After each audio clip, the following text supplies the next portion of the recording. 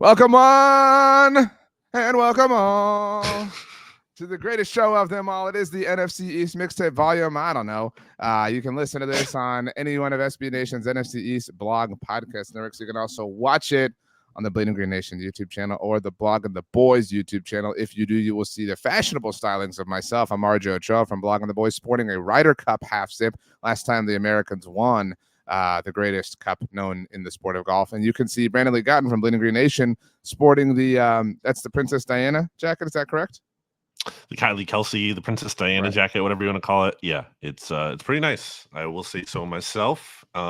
Always get the angling mixed up. That's a great font. Yeah. You know, the current Eagles font is such a shame. I agree. The way the E looks on that font, like it's kind of thin at the top and then it gets, robust. So it's pretty cool. There's a big white eagle on the back too. There's like a little eagle side patch there. You got the cool shield side patch here. It's a pretty cool jacket, if I do say so myself. I'm curious, and we like to give YouTube exclusives for the viewing audience. There has to be some kind of visual incentive. Right. Otherwise, you're just looking at us talking. It's boring. Exactly. So for the BTBers and BGNers who are watching, or Big Blue View, the BBVers or the Double Hers from Big Blue View and Hogs Haven, can you? I think that's your left sleeve, if I'm correct, with the NFL shield. Yes, left. So can I see that a little bit more centered, please? And can you hold it for a sec? I know it's an awkward. Sure. So how many stars are there? There's 3, 6. I would like it if you counted, because it's hard for me to like. On the current NFL shield, there are 32 to represent all 32 teams, and I would have a qualm. So I need you to check if there are 3 times 8 is 24, plus the one at the top would be 25. Right? Are you not 25? Counting the ones behind the? Well, I did 3 times 8. It's a 3 by 8 for this. And you're accounting for the ones behind the football.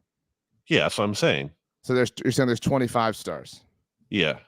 See, there's assumed stars behind the football. Right. But I need to check, but I don't know if that was the NFL shield at that moment in time.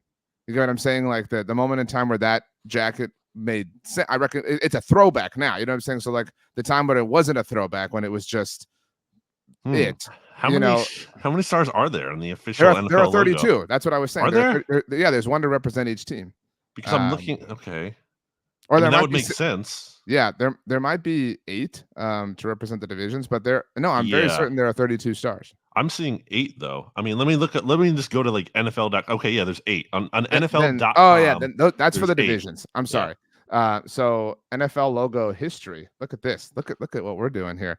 If you give me a second, I'll put this on the screen and we'll definitely do this. Oh wow, an actual like visual addition to the screen. Give me a second. So I'm looking for something. Buy me some time because I'm looking another for visual component. I won this Garfield little stuff plush toy thing anymore at Dave and Buster's last week on a claw machine. I was killing it. I always beat the stacker game every time I go. I have to do it. That's 1,000 tickets right there, and I also spun for 1,000 on the big wheel. So okay, I've got what I need. So incredible. We're no longer interested. All right. So if anybody's watching on BTB or BGN, this is the NFL logo history. So the current one in 2008 has a star to represent each division. Which one do you think is us?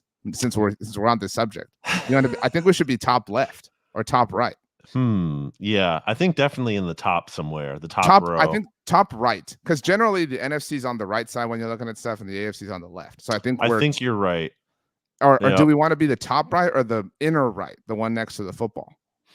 Because that would actually be the first one, I think. I think geographically, you would have to be on the right side. So top right. If we're looking at this as if we're looking at a map of the United States, I think top right would be the most fitting. Okay, so we've claimed that star in the name of the NFC East. Good to know. Okay, so the logo that you're rocking, can we see it one more time, please, on the screen? Yeah, and there's no like color to it. It's just like black and white or whatever. It's not. Oh wow, that's way too much of me. But yeah, there's no like red and blue like those logos you had. Yeah, but because it's black and white. So there's 3 star. I think it's the 1970 logo. Man, that one looks so bad in this graphic. Like, why is it faded so much? I don't know why the image is like this, but I'm very certain that it's based on just looking at what you showed us. It's the 1970 logo. The first one also terrible. Just like what is going on? Yeah, with the lines. It looks like the NFL is in jail. You know what I'm saying? Or like it does. Or like the Yankees, like the pinstripes. What's going on there? That was a big thing. You know, back I guess the Yankees used to be a football team, right? At one point, I guess. So, and the Giants, you know, you got the New York Football Giants because you used to have the New York Giants and the New York Giants. And anyway, so I think this is the 1970s logo. So it is chronologically correct. So good on the jacket makers for using the appropriate logo. Last thing before we leave here, and again, congratulations to the YouTube audience for having a bit of a special thing here. Huge show for the YouTube audience. Seriously, why did we get rid of the little kick on the L? As you can see, in 2008, we flattened the L out there. Yeah, I still got the kick here, if that's what we're calling it. Although I guess it kind of looks like what, like a lowercase b? I suppose. I guess now that you say that, I can't unsee it. Wow. Maybe that's why. It wasn't as prominent on the jail logo. I don't like the kick, actually. Yeah, keep that out of there. It's weird how the F is so stout and it's kind of bent backwards, like the bottom. You know what I'm saying? Like, if you're gonna do the kick on the L, it should be like the first one there, all the way over to the 1960, because there's enough space between like the end of the hook, but the other ones are too compressed, and it makes it look like the B. Okay. Well, that was really cool. Congratulations to the YouTube audience for getting something special. You missed, by the way. I really don't care. Anyway, but cool. Well, I can sleep at night knowing that the jacket is, you know, correct from a historical aspect. I went and toured this past weekend. I was telling you before we started recording, I was in Waco, and Texans know this, but not Dallas, the Houston Texans, like Texans, people from the state. The Dr. Pepper was founded. Dr. Pepper was founded in Waco. I don't know if you knew that. I don't know if you. I did not. How many flavors, Dr. Pepper? It was 23 ingredients that comprised the original. And so they have a Dr. Pepper museum. It was really cool. We got to make our own soda.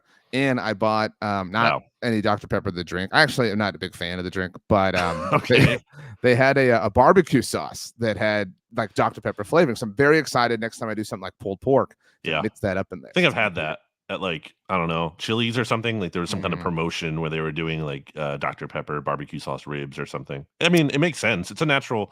It sounds weird to some people, but to me, it lends to that idea. I mean, barbecue sauce is a sweet thing, so why not? We have fiddle-faddled enough. Are you ready to? I don't know. I disagree with that. I have a lot of other off-topic stuff we could get to, but maybe we can just mix it in. Well, we're mixtaping it in. Hey, man, we're on fire today. Seriously.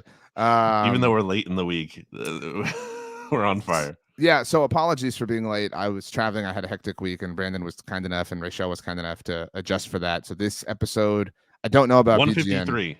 It is 153, but I don't know. I don't, because this is a Rachel question, but I don't know when exactly it'll go out at BGN, but it will drop. Well, isn't it Kist actually producing this one?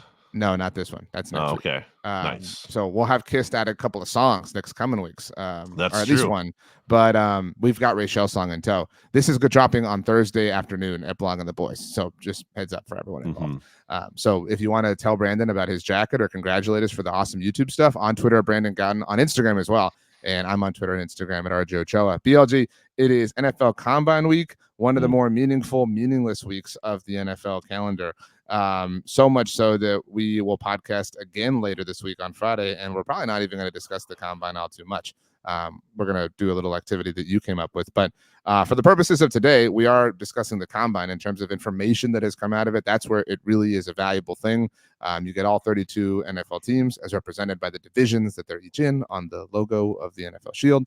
And talk happens. Talk about future trades or future free agent signings or decisions the teams have to make, et cetera, et cetera. Sometimes, coincidences happen and star wide receivers for teams call in sports radio shows to defend themselves and say they're not going to be traded. Are you ready to start? And start with the Dallas Cowboys. Well, before we start, I feel like we should get into Righteous Felon Craft Jerky. Actually, we have a busy day, you and I, after this. I'm going to eat a bag of some biltong after this with some pretzels and hummus quickly. What flavor? What is the one garlic one? Yeah, we like the same one. Darth Garlic, it's called. It's really good. And I like the biltong, especially. I mean, I like all of Righteous Felon Craft Jerky. It's what, BTB 15 for 15% off for the Blogging the Boys people? I think so. And then BGN 15 for the BGNers and whatnot. But yeah, this is actually my favorite flavor here of the Righteous Felon. The sticks that they have. It's the fiery habanero one. Good. I didn't really know. I didn't really know that jerky came in biltong before. That's like I always thought it was just the sticks. Like it's more tender than the regular jerky, which is what I like about it. But anyway, yeah, we should get to the Dallas Cowboys, I suppose. So, couple big headlines. I just wrote about this right before we started recording, and so it'll be out later at BTB. Michael Gowton, who covers the Dallas Cowboys for the Dallas Morning News, one of the more plugged-in members of the local beat, has been really honest. I think that Gowton deserves a round of applause. He's been really honest on a lot of things, but he's been one of the only really honest people about like this all-in thing that Jerry Jones said, which was less than a month ago now, Senior Bowl. Is kind of a bunch of baloney. Hoopla. Yeah. So Gowton, he had two things that I'd like for us to discuss today. The first one, not in chronological order, but he tweeted that the Cowboys, I'm trying to pull up the exact tweet here. Here at the Combine, I'm paraphrasing just a bit here. The Cowboys have fewer scheduled meetings with agents than in years past. There is no hint they're on the precipice of a high-priced free agency flurry that would resemble what most associate with the all-in buzzword. Now, the Cowboys, as you well know, Brandon, have a handful of extensions to take care of this offseason. Dak Prescott, CeeDee Lamb, Micah Parsons. And it can be argued that getting those done is going all in. You commit, over 100. No. Well, no, I mean in a different time, not now. In a vacuum, you could say that if we're committing over $100 million per year to these three players, that is kind of an all-in thing. However, as it relates to the context of this moment, that's not what Jerry Jones intended for all of us to believe. I mean, you can miss me with the semantics of all this. He said what he did to send us all into the hopes that they were going to go out and acquire and this and that, whatever, which you and I have both advocated for them to do. Stephen Jones was asked about this week, and he kind of walked it back a little bit. It seems like we are on the verge of the Cowboys being a bit of a wallflower in free agency. I don't think that's all in, because if that's the case, then you were all in last year, because it's the same core, it's the same people, and I don't think they were. That was Steven's line, actually. He said, "I think you can make an argument that Jerry is all in every year." That was his exact line to your point. Which is, I think how a lot of sports teams would say that or phrase that, because no team, for the most part, there are exceptions, want to admit that they're taking a step back. Like how many like Dan Quinn getting hired by the Commanders, how many coaches are like this? We don't see this as a rebuild. We don't use that word here. Like so many coaches say that because they don't want to, like say to the fans, hey, we're not actually trying to compete, but there's a way to do it while you kind of you're setting expectations more reasonably in check, for a team that's not as good and not quite ready to compete, but you don't want to roll it out entirely, because who knows, maybe you could have a surprising year, especially in the NFL. That's more, likely to happen than say the NBA. But in any case, yeah, that's not an all-in to me, because it's what you already had. And I think they weren't all in last year, because I think I go back to the Stephon Gilmore and the Brandon Cooks editions, and those are certainly more win now moves, but they still did it in a way, as I've said before, where they're kind of like hedging their bet a little bit, because it's like, we want to bring in guys who can help us win now, but we're not going all in with it. We're kind of doing it in a way that we're still preserving our draft capital for the future. And as I've said here before, I think the time is now to get a little bit more aggressive with that. And I'm not saying you have to mortgage to do the Herschel Walker trade or whatever, and throw away entire draft class. But I think it's time to get like a little bit more aggressive with that draft capital, and not trade it maybe for a quarterback who isn't really going to contribute in any meaningful way in Trey Lance, but actually players who can like help you win now and make the Cowboys version of the AJ Brown trade, whatever that is out there. I think that's kind of what more all in should look like. I agree with you entirely. And I mean, we've said this already, but they're trying to live in the middle of the Venn diagram, right? They're trying to be like kind of all in and do things that can help now, but that also don't compromise the future. They are so attached to their draft capital, and rightly so. They're a pretty solid drafting team, although last year certainly doesn't represent that. But you can do both. Like you like sign a bunch of players and draft. No one is saying you have to not draft, and if you don't want to trade for anybody, that's fine. Then just sign players in free agency. Get off the couch. You talked about trading for Trey Lance. They traded a 4th-round draft pick for him, which would be really nice to have right about now. I actually did a video on this on our YouTube channel, so people who are here can go watch that if they haven't yet. Last week, it was reported that the salary cap is $255.4 million. We also got the 5th-year option numbers for the class of 2021, and that includes Trey Lance. He was obviously the 3rd overall pick there.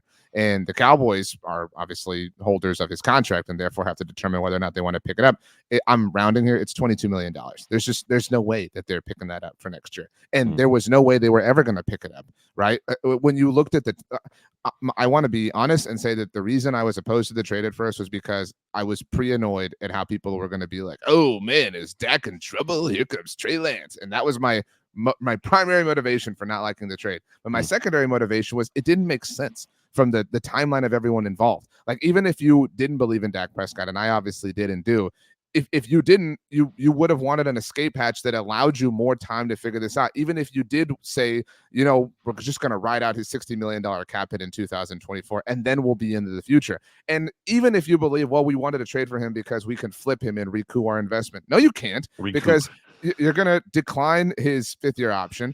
And who's going to trade for a quarterback that they know absolutely nothing about, that has absolutely nothing but questions? That's so garbage. That they have they have no level of team control over. His value's not going up. Yeah. Like how would it be going up? So the trade was weird, and it costed them a 4th-round draft pick. But I don't want to spend too much time on that because, like I said, we've already discussed it. And there were several other things on the subject of the 2024 season. Something else that Gowton reported earlier on, I was going to say Monday, on Thursday. We did not know this. This wasn't a fact. This wasn't confirmed until he reported it. But Mike Zimmer's on a 1-year deal with the Cowboys. And I'm not saying that that's like, whoa, grab the pitchforks and let's be pissed off. But Gowton framed this story as saying the Cowboys didn't plan for a season in which their entire coaching staff and franchise quarterback would be in a contract year. But that scenario is a possibility. That's what his tweet said. And the only pushback I would have is, what do you mean they didn't plan it? They're the authors of the contracts. Like, what do you mean? And it was so annoying to me in the search for a new defensive coordinator, how everybody would say things like, well, who do you expect them to get? Mike McCarthy's in a lame duck year. He's got 1 year left on his deal. Who's going to want to show up for that? I agree with you. But you know what the Cowboys could do? And I'm not advocating for extending Mike McCarthy and keeping him around. They could extend him and they could say, you know what, we're going to get rid of this threat if anybody really does view it as some sort of unstable ground. And if we want to fire him, we'll fire him. And it's just money. Like, right. Look, we're the money with no salary cap. And not only with no salary cap, this is literally the wealthiest professional sports franchise in the world. I mean, which everyone knows. It's not a secret either. Like, that's very public, and they celebrate that. The point would stand just as much if we were talking about the Bengals as an example, but we're not. I mean, like, the point. So not only does the point stand, but it's exacerbated by their insane wealth. And so miss me with this, like, oh, well, of course he's on a 1-year deal. What do you expect? Like, it doesn't. They are almost intentionally setting this season up to be insanely dramatic at every turn, with McCarthy being in a contract year, with Zimmer being in a contract year. And my guess is that the Dak extension happens sometime in the next 10, 11 days because of the new league year beginning. But Gowton noted in his article that it is not a given. And that is a person whose opinion I take very seriously. So for him to say that makes me, pause just a little bit. But obviously that's a matter that, could be addressed, well past this episode. Makes you pause. I mean, you have to look at the camera to get my joke here. Anyway, I was referring to Garfield's pause. So one thing, I have 2 things here. One, on the Dak thing, didn't someone else too? Was it like an NFL insider, like Garofalo or someone, say the Dak, or like Rap Sheet, say the Dak thing isn't necessarily close to happening? Or was that only Gowton? Because I thought I saw something about that too. I know you wrote an article about that.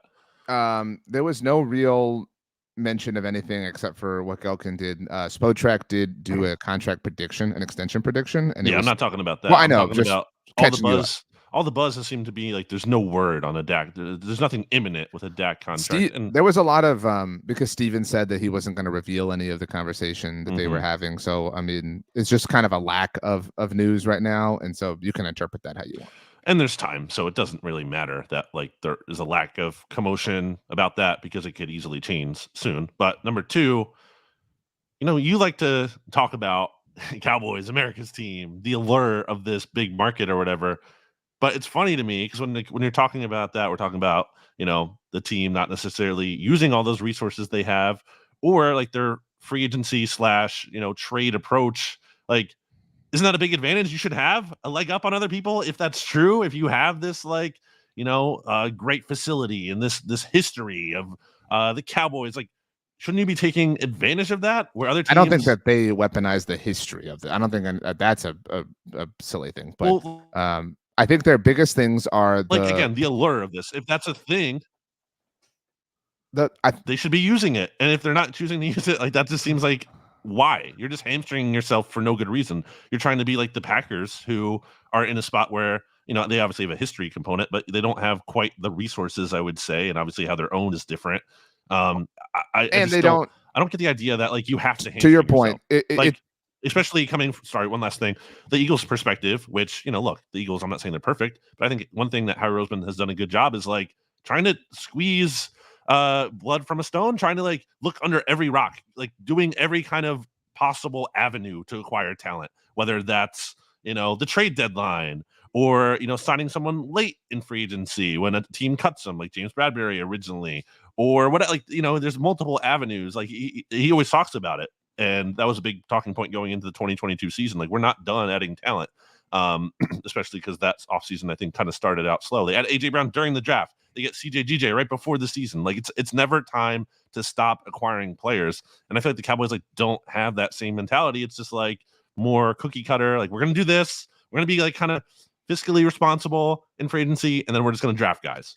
I think what you said is really fair. Again, the historical thing is, I think you're making that up. But they check all of the let's call them intangible boxes.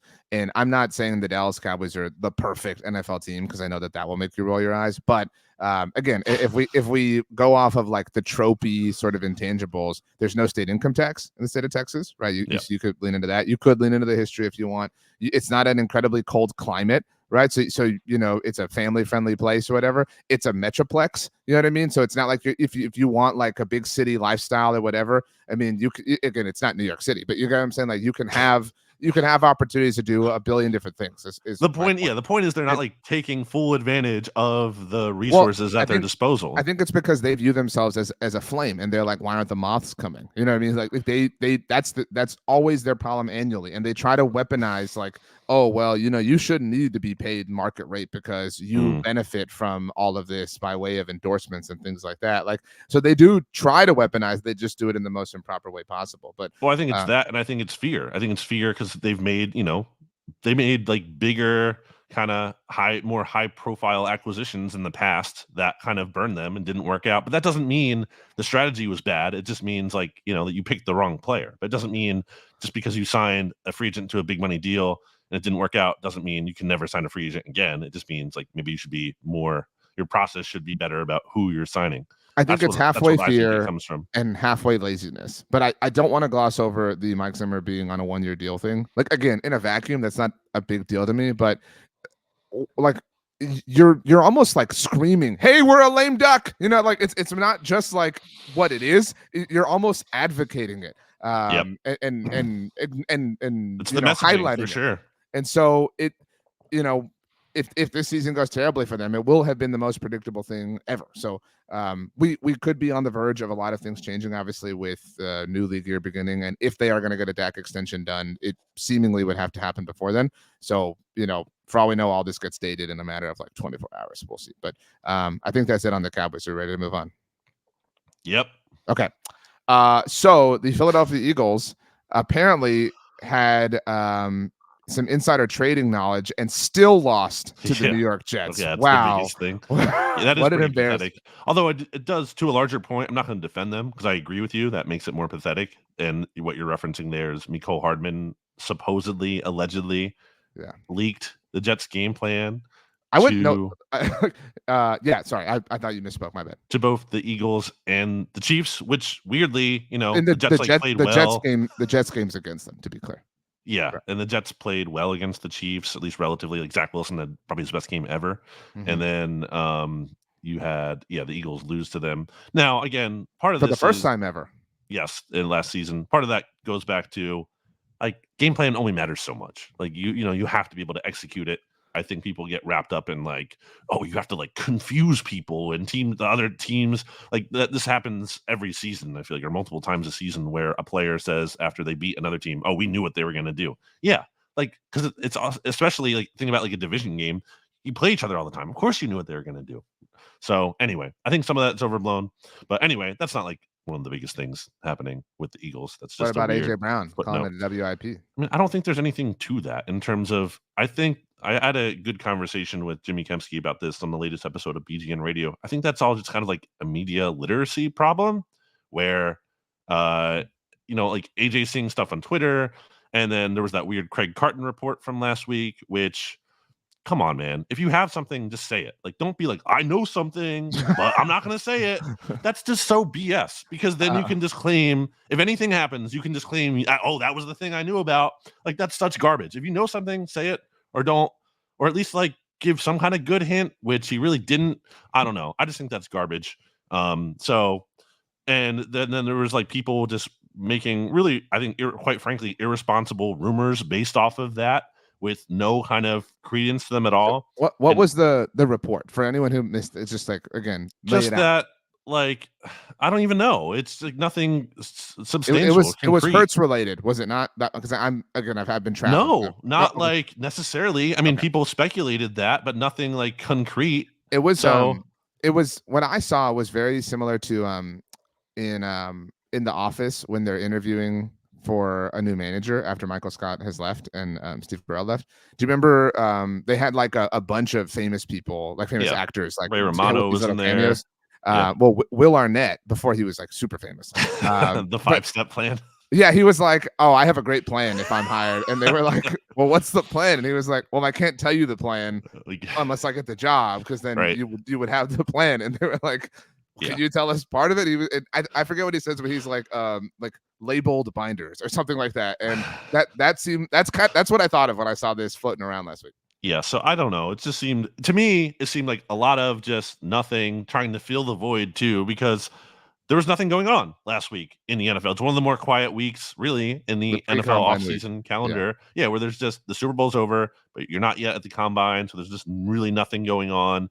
And I think it's kind of like cabin fever. It's just like we're all going crazy because there's nothing going on, so we're glomming on to anything there is. So I really don't put much stock into that, other than it's not great that that exists. And I guess, I mean, AJ, I think, is a leader. I think that is how players feel about him on the team. That was in our reporting too, that we had on bleedinggreennation.com. And I think there's kind of been more of a call for, Jalen Hurts to have that kind of role. And that's been a whole discussion. Well, you can't like Jalen Hurts last year and his leadership style then and criticize it this year. And I totally disagree with that, because it's not one size fits all. Like different situations, the circumstances changed. Yeah. Different situations call for different like approaches. You shouldn't just have like one approach, and that's how you should be the whole time. Now, I think I certainly believe in being authentic, but I think maybe different circumstance, especially in their circumstance, where it was, I think in 2022, his like, we left money on the table, his whole like, let's keep our foot on the gas pedal approach really worked, because they were good and it was trying to keep them locked in. Like, let's not get ahead of ourselves. Let's kind of like stay locked in. But last year, it was clear that there was so much pressure on the team and they really weren't having fun. There was that quote about how they were the most miserable 10-1 team ever. Well, maybe that's not the time to be like, we need to keep the foot on the gas. Maybe that's a time for a little bit more levity at some point and looking like you're actually having fun for once, like they never did. So I think there was a need to approach it. And look, I don't think that's like the biggest issue with the Eagles. It's not like, well, if they had more fun, they would just be better. It's part of the problem. There's a lot of different parts of the problem. More than one thing can be true, as we all know. So, just a lot of like weird Eagles discourse stuff going on. I mean, that's the offseason that they're in store for after, you flame out. And sure. When I heard the AJ audio, it was something like, I think he was asked about beef with Brian Johnson. Correct me if I'm wrong. I was busy, but I think he was asked about that, and he said, It's funny. Nobody thought we had beef when I had my streak going. What was it, like 125 yards or whatever? Yeah, the record-breaking streak. Yeah, right? And he was like, nobody thought we had beef. He was like, everybody just thought we had beef and we were losing. And like, this is it. Like, this is why we were so unexcited for this offseason for these two teams, because like it's not even fun. Like, under normal circumstances, I would love to like point at this and laugh. You know what I mean? And be like, ha, enjoy the turmoil. But like, these two teams are both in their own funk. And nothing will get them out of it except for winning and being successful. Like, there's nothing you can say or do that can kind of, fix the situation, if that makes sense. I do have an Eagles question if we're ready. Sure. Well, my one last point is, like, I think to a bigger point about all this, like, the vibes aren't great. I think it's a little naive to just think like what went wrong with the Eagles at the end of last season is now fixed simply because the season ended. Like, I don't think it works like that. I do think people have made too much of, like, why did they go? How could they possibly like lose like that? And it's become a little too conspiratorial, and it's just like, how could this possibly? Great teams lose? It happens. It's not like the first time it's ever happened in NFL history that a team went on a bad stretch. Now, I agree to the degree of which they lost and collapsed is obviously really bad, and that was part of the reason I don't think Nick Sirianni should be back. But it's not like it shouldn't be like inconceivable. It's like, how did this possibly happen? It's like, well, the players played poorly, the coaches did bad. It happens. It's not acceptable, but like, it's not like I just don't get why people can't like acknowledge that part. I don't know. Anyway, what's your question? I saw you wrote about this in your links post on Wednesday. Tony Pollard, the idea of him. This is also Cowboys related, so kind of a general discussion point. For what it's worth, I mean, he's not going to get the franchise tag from the Cowboys. I think that's pretty obvious at this point in time. Schefter said as much, but obviously just common sense would also tell you as much. And so something that I thought was really interesting was, and this is all related to the question, when we interviewed Tony Pollard on San Antonio Sports Star in the week of the Super Bowl, when he gave me the pillow, I asked him, I was like, so like, was there a point where you didn't feel like you felt like yourself after not feeling like yourself? And he said, yeah, the Panthers game, which was week 11. From week 11 through the wild card round, PFF's highest greatest rusher was Tony Pollard. So that kind of tracks. Like, I'm kind of willing to believe him a little bit here. In ESPN, I forget when, but ESPN wrote I think we talked about this, projecting the top 50 free agents or whatever. They had Tony Pollard going to Washington, and I said, I was like, that look, it's kind of a gamble worth taking. Not at $12 million this season, but Bill Barnwell wrote about this and projected him, and I think Austin Eckler was the other one. No, it was Tony Pollard and Devin Singletary to make between $4 and $6 million per year. I would totally pay that for Tony Pollard. I mean, on like a 1-2 year deal at this point in time, and have him serve as a compliment to somebody I draft. Yeah, I think we mentioned this about Saquon too, and we've talked about this on the SB Nation NFL show, but there's just no reason to preempt the running back market, because there's so many. It's a buyer's market. There's so many options out there.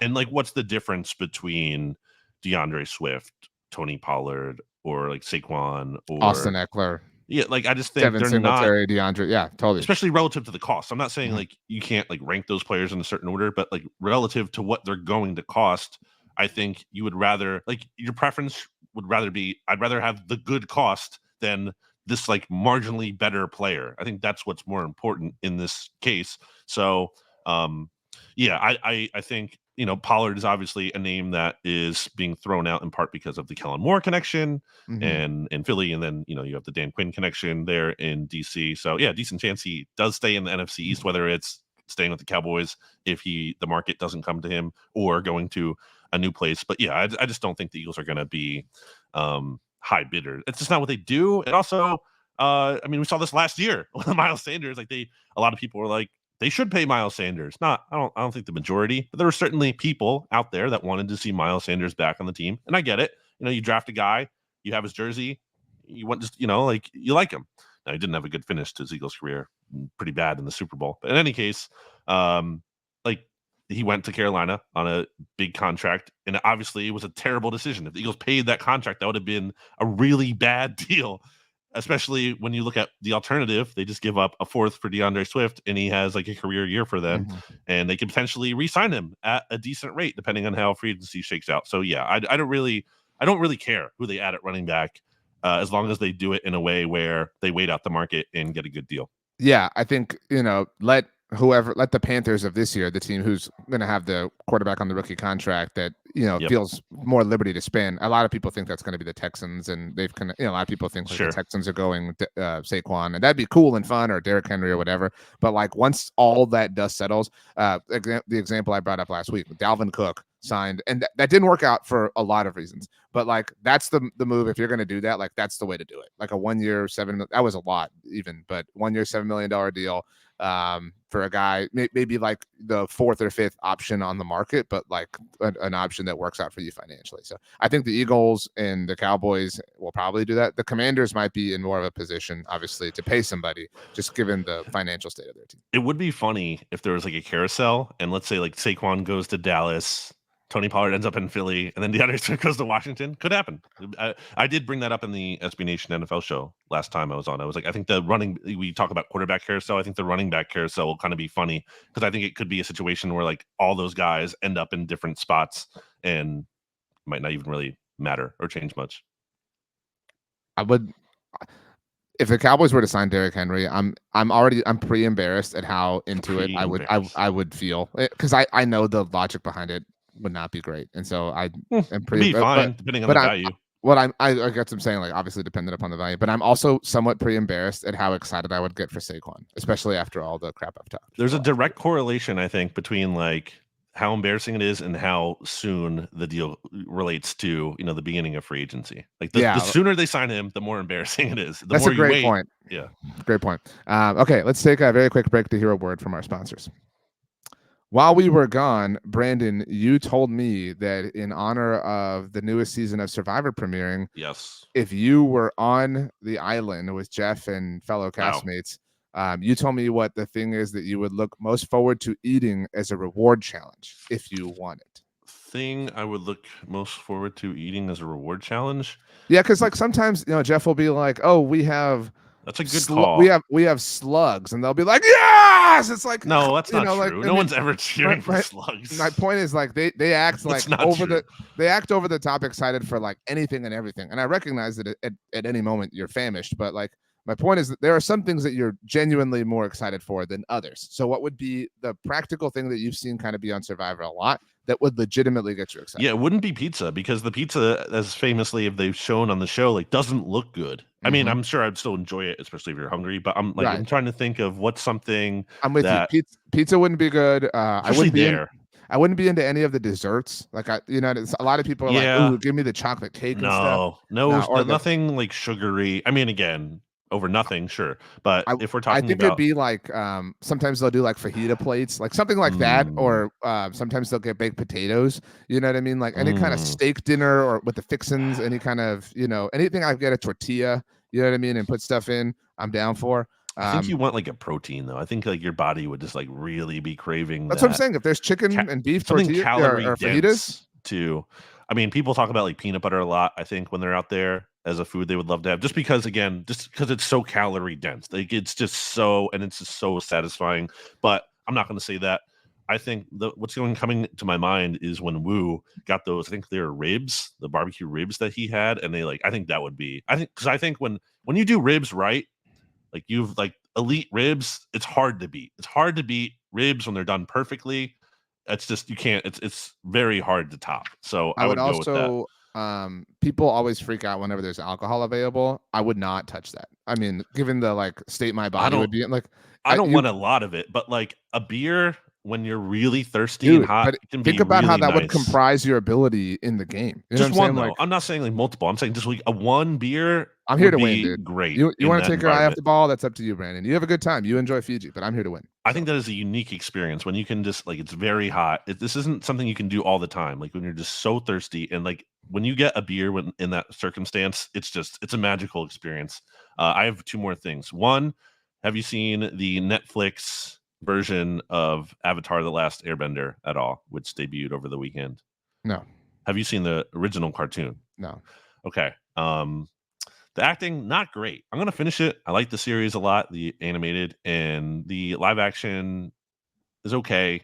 I'm enjoying it because I like the show so much. But some of the acting, man, it's like it's laughably bad at some points. Like it's like, this is on Netflix. Like this is like a big thing. Anyway, I have from my book of the new book of lists.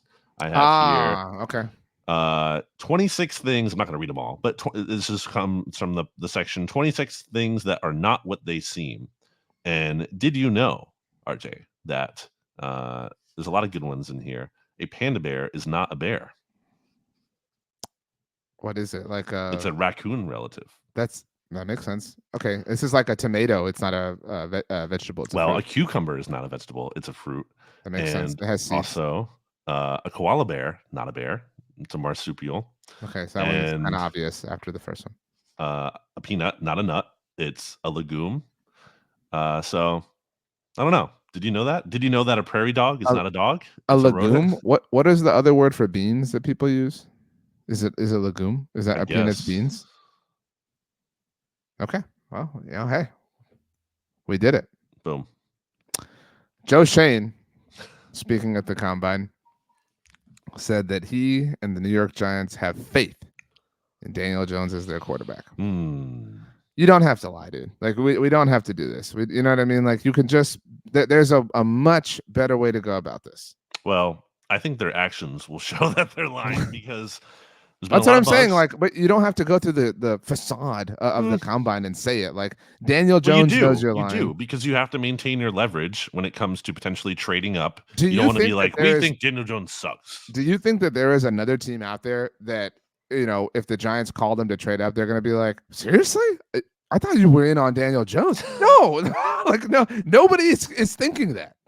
I still think they have to maintain their leverage for, I don't know, for any last hope that a team is dumb or whatever. But in any case, yeah, that's not really, I think, going to prove out to be true because I think there's been enough buzz now that like they're looking to move up. And I don't know, again, where that is. I think the thing I've seen the most from Big Blue View and in the Giants discourse is the trade similar to the one that the Jets made when they traded up for Zach Wilson, I believe, with the Colts, because they're like those were similar situations, especially too with the draft capital that the Giants have. I believe the Giants have multiple good second round picks there. I think they can trade like 3 second round picks between the 2 this year. I guess the one they got from the Leonard Williams deal from the Seahawks, and obviously their own, and then their second round next year. So they could potentially move up from where they at, like 6 to 3 or so, depending if the Patriots want to trade out, without even having to give up a first this year. Well, obviously this year with the swap, but like a future first. They don't have to give up a future first if they kind of just load up on those seconds there. So I think the value could be there for them. I don't know how the Patriots would really do that, but by the way, I think you misspoke. Just so we're clear, because I was confused. You said the trade up with the Colts, and that was the Sam Darnold trade, not the Zach Wilson trade. Okay. When the Jets traded up with the Colts, that was 2018, because they took Zach Wilson at 2. Wow. Yeah, I know.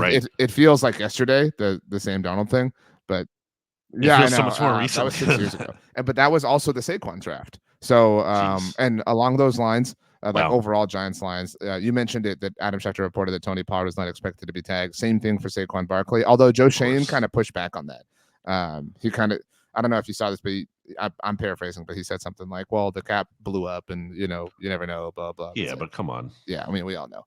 It's the same thing we said for the Eagles and the Cowboys, like just wait out the market. They can bring Saquon back if he's price drops. They feel like Jaden Daniels all day long. Like this feels like inevitable now. I think the Commanders are gonna. I think that's actually the way they're gonna go. I have 2 questions, or one's a question, but one's a thing. You think the Commanders go to? Okay, we'll save it. But yeah. One, there's a lot of like, oh, not you, because you didn't like the Daniel Jones thing at first. I'll give you that. But I maintain that they had to do it. They were in a weird spot where they overperformed, and they had to, and they didn't pay him market rate. I mean, it's one of the few times you see a long-term quarterback extension. I think with the draft pick. No. Yeah, it's it's one of the few times you see a quarterback get an extension that isn't anywhere near market rate, because it wasn't. And they can get out of it next year, obviously. But like they had to do it. Like it was a weird over success, whatever. But there were a lot of national headlines like, oh, they did the right thing. And I'm just saying, I stand by that. I maintain that they had to do it. But there's a lot of people trying to walk their own takes back that are like, oh, this is why it was dumb to pay Daniel Jones. It's okay to admit that they were in a really unique spot last year, and it blew up in their face in about the worst way it possibly could. But he also got hurt. I mean, that wasn't totally a disaster. It was pretty close, but it wasn't totally a disaster. That wasn't a question. That was just a point. I think, maybe I'm wrong. I think what I said is that, though, like, I just don't think you could be able to change your opinion enough from not picking up the 5th-year option to then signing him to an extension. Like, that's too big of a they had a big swing. You know what I mean? To be not only make the playoffs, but then win a playoff game and to beat the. You know what I mean? It was but then you get like housed by the Eagles in the divisional round, like just destroyed, utterly destroyed, which should maybe like give you a bit of a reality check. Like, how close are you exactly to contending here? I know you beat the Vikings, but like also everyone thought that Vikings team wasn't as good as their record indicated and whatnot. So I think they should have had a more sober look at it. That was never my stance. So, just so we're clear. In any case, I still maintain the 2022 Vikings are a good team, and it's okay to say that. Well, whatever. Anyway, it doesn't really hamstring them though, in terms of they don't have to commit to Daniel. They don't have to like not draft a quarterback this year just because they gave him that deal, because they can move on after this year from that Daniel Jones contract if they want to. And that shouldn't that contract shouldn't alter their plans, the quarterback position, when it comes to looking at the long term. Are you ready for my question? There is, I think I mentioned the possibility of this, and that's kind of been out there with Xavier McKinney. Interested to see what happens with him, because there has been some talk. I don't think the franchise tag, but the transition tag, which is a lower number than the franchise tag, but also doesn't give the Giants compensation if someone else signs him to an offer sheet, which would be pretty possible, but does allow them to match and retain him if someone does sign him to that offer sheet. So that's something to kind of watch out for, because the safety class as a whole in free agency has the potential to be like pretty intriguing. We'll see what happens with Antoine Winfield, but he's out there. There's some big names on the market. I think Antoine's getting tagged. Probably. But even if that's the case, I think there's still going to be a lot of good. And if that's the case, Xavier McKinney is going to be one of the top, guys on the market at that point. So maybe Giants will try to transition tag him. But intriguing player too, in terms of, I think he's only like 25 years old or so. So we have 10 minutes before our thing, so we have to skedaddle. Well, that's just a little footnote for you. Okay, so I have actually I have a second question that came up. But it's not Giants related. So do you want my Giants related question or my not Giants related question first? Giants related. It's a weird one, but can we say now? No. I don't think I will.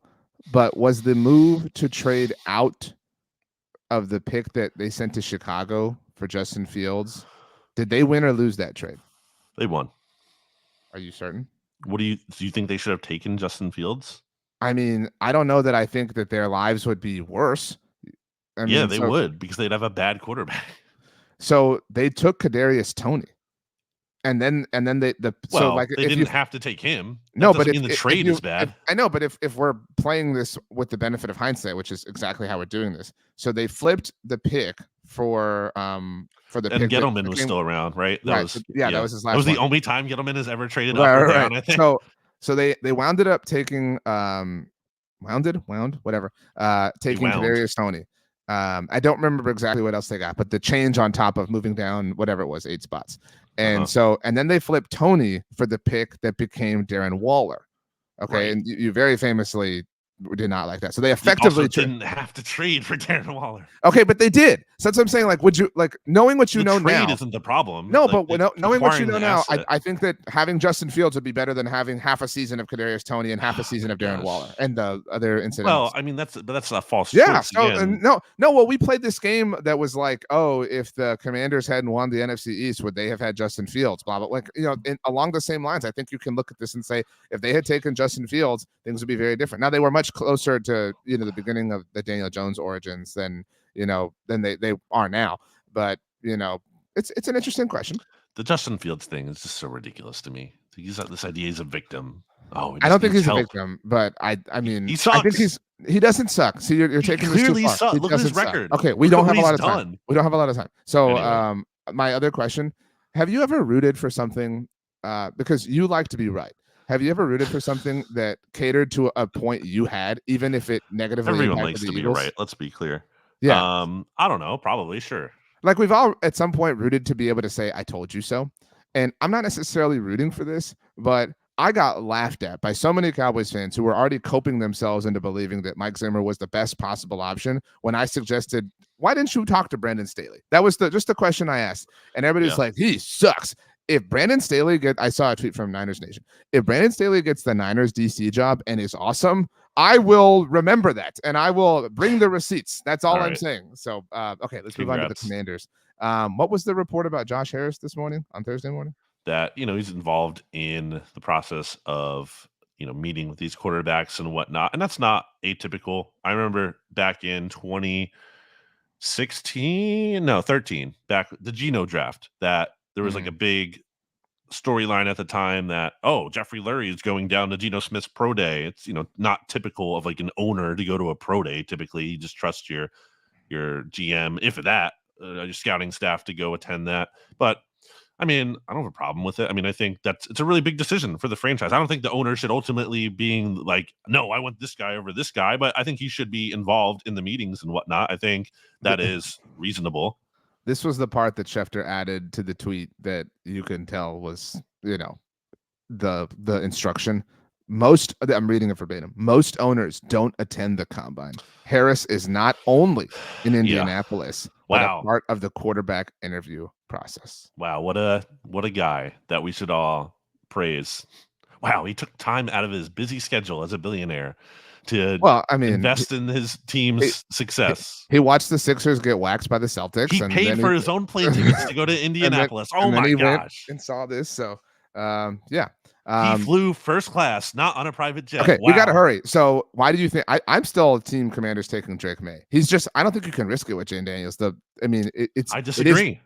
But what do you mean risk it? What are they? I said this to Jamal when it came to like this idea the Eagles can't trade up for originally Mariota and then Wentz because it would set the franchise. You said that back. to me, like because they hadn't won the Super Bowl. Yeah, like, what's it going to set them back to? Well, I'm saying the prospect. Like Drake is just a much more reliable physical prospect. So what? Well, you have to hit on the pick. You have to go for upside. You have to swing for the upside. And I think Jaden Daniels might have better upside. And I've not studied these quarterbacks closely, so I don't know. But from what I've read, from what I've seen in terms of limited highlights and whatever clips, it seems to me that Jaden Daniels might have a higher ceiling, but maybe not. I don't know. Do we have anything else to add on the Commanders? Because we got to add songs and get out of here. So no. It's kind of a quiet week for a team that has the number 2 overall pick. Kind of weird for them. I guess maybe bad news for them in terms of the cap expanding because they already had the most cap space. So kind of leveled the playing field a little bit. I guess doesn't really matter. But at the same time, they also have even more money to spend. So whatever. Also, I know you don't want to give Josh Harris credit for like anything ever because you're mad at the Sixers and them sucking. But I don't think that's true. There was the report this week about the renovations coming to FedEx Field. Like that is cool. I mean, it is cool that the owner is doing things like that. Well, it won't be called FedEx Field anymore. Okay, right? You saw that? Yeah, but I mean, speaking in actual like current terms. But my point is like that is like Commanders fans deserve that.